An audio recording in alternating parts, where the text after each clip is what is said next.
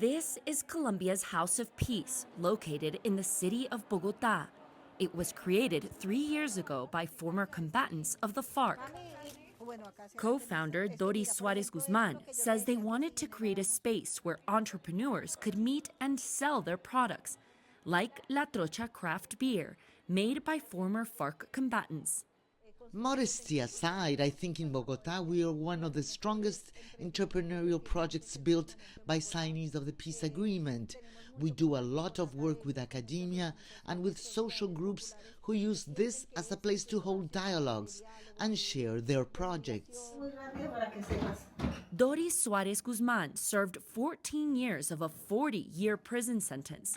Starting a business after prison without a business background or financing is a monumental challenge, but it can be done. Today, the House of Peace stands as testament of perseverance, camaraderie, and strength, with 8 full-time employees that serve the public.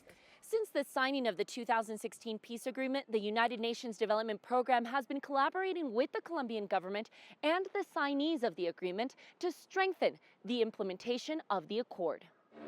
The UN Development Program says former rebels need job opportunities, not just in cities, but in rural areas, where the continuing threat of armed groups and black market economies threaten peacekeeping efforts.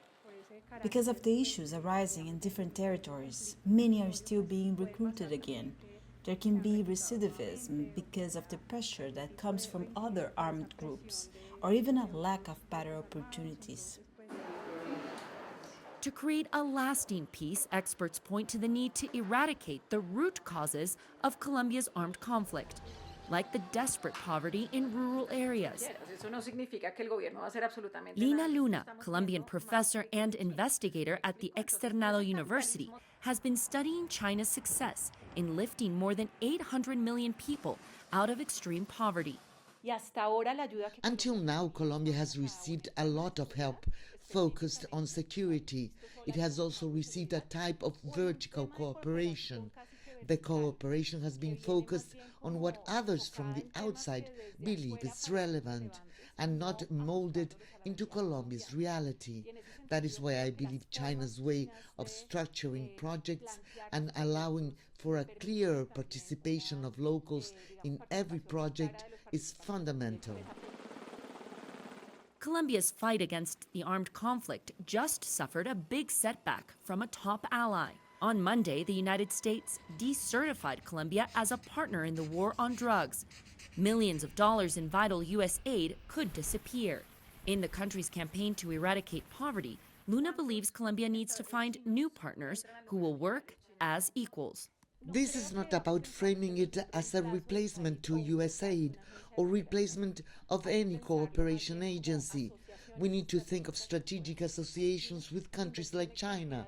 Foreign direct investment from China could be brought in through projects for local communities so that they can create sustainable economic development and change that vertical cooperation. China is a great ally for this.